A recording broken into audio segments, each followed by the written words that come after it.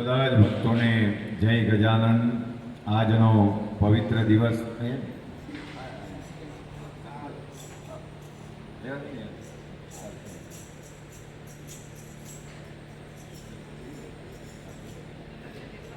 તો આજનો પવિત્ર દિવસ આજે ગણપતિ દાદાનું આપણે વિસર્જન કરવા જવાના છે. પણ એમ કહેવાય એમ ગણપતિને વિસર્જન કરવાની આપણી બધાની તાકાત નથી, કારણ કે એ એક એવો દેવ છે કે જેમણે પૃથ્વીનું સંકટ ટાળવા માટે એ ગણપતિ ચોથને દિવસે પ્રગટ થયેલા અને દેવોએ તે દિવસે દેવોએ અને માનવોએ પૃથ્વીનું સંકટ ટળી ગયું એટલે ઉત્સવ મનાવેલો અને 10 દિવસ સુધી એ બધાના દર્શનાર્થે એ રહેલા અને પછીથી આનંદ ચૌદસને દિવસે એ નગરમાં બધાને દર્શન આપતા એ ગંગાજીની અંદર જઈને પોતાના દેહને વિસર્જન કરી દીધેલો. એ ઉત્સવના ભાગરૂપે આપણે આ ઉત્સવો ઉજવીએ.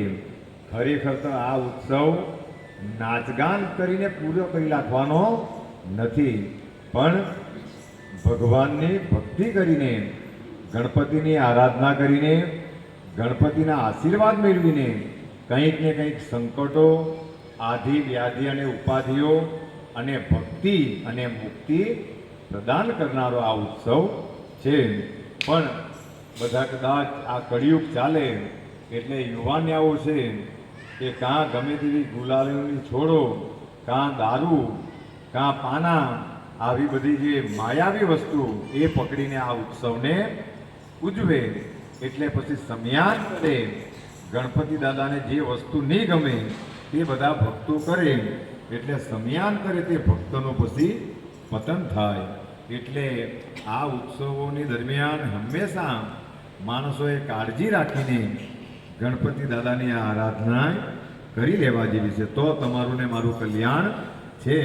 અને આ ઉત્સવ દેખાદેખીમાં કે મનના ખરાબ ભાવોથી કરવા જેવો, કારણ કે આ તો જે બ્રહ્માંડનો સેનાપતિ કહેવાય, જેમ એક સેનાનો સેનાપતિ હોય એના ઈશારા પર બધું આખું સૈન્ય ચાલે, તેમ આખા બ્રહ્માંડનો સેનાપતિ ગણપતિ દાદા છે. કારણ કે જ્યારે એ વૃત્તાસુર નામનો રાક્ષસ એ જ્યારે બધા દેવોને અને સાક્ષાત બ્રહ્મા, વિષ્ણુ અને મહેશને પણ એમણે પરાજિત કરી દીધા, તો ત્યારે ગણપતિ દાદાની જરૂર, એ સેનાપતિની જરૂર પડી અને એમણે એક ક્ષણની અંદર આવીને એ વૃત્તાસુરનો નાશ કરી નાખેલો, સીધા ગળી ગયેલા.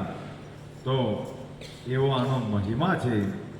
એટલે ગણપતિ દાદાને નહીં ગમે એવા કાર્યો આપણે કરવાની જરૂર નથી. અને યુવાનિયાઓ છે કદાચ ગમે તેમ ગુલાલો લાખે, પણ કદાચ માણસ સ્ત્રીઓને કે ભાઈઓને ખાલી ચાંદલા કરી દે તો પણ પૂરતું છે. એનું એક બીજું કારણ છે કે આ કદાચ ગુલાલ એ કેમિકલવાળા આવે અને માણસો જોરમાં નાખે અને એ આંખમાં જાય અને આંખ બગડી જાય કોઈની, તો એ પણ ગણપતિ દાદાને ગમી શકતું નથી. જુવાનિયાઓને એમાં કદાચ થોડી ઘણી તકલીફ થાય, પણ કોઈની જિંદગીની બગડી જાય એનું પણ આપણે ધ્યાન, કારણ કે આંખ જાય એટલે માણસનું આખું જીવન.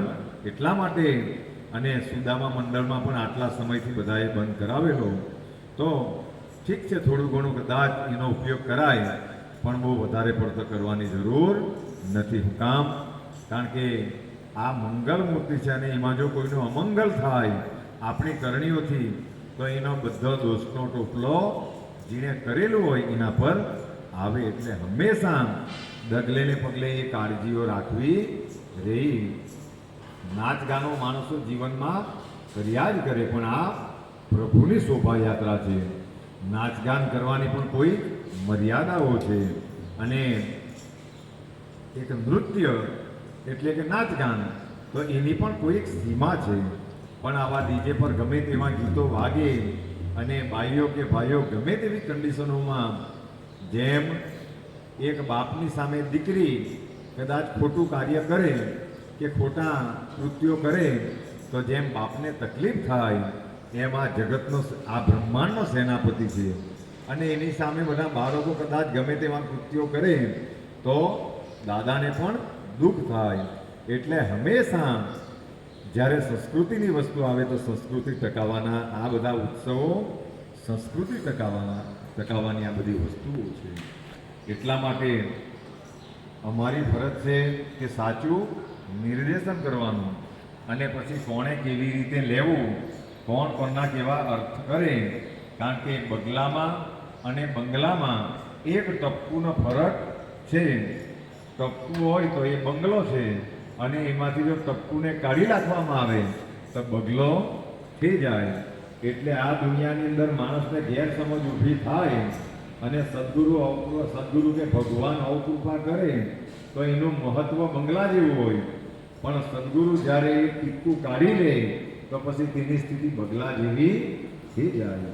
એટલે એ આપણે કરવાની જરૂર નથી.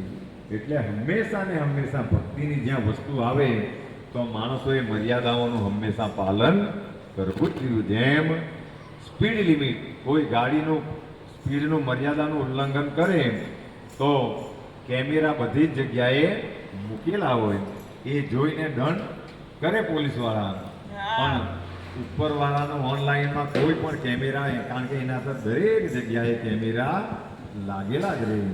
એટલે જ્યારે એ દંડ કરે, આ દંડમાંથી તો ગમે તેમ છૂટી જવાય, પણ જ્યારે આ દંડ કરે ત્યારે એમાંથી પણ છૂટી શકાતું નથી. એટલે હંમેશા અને ખરાબ કાર્યો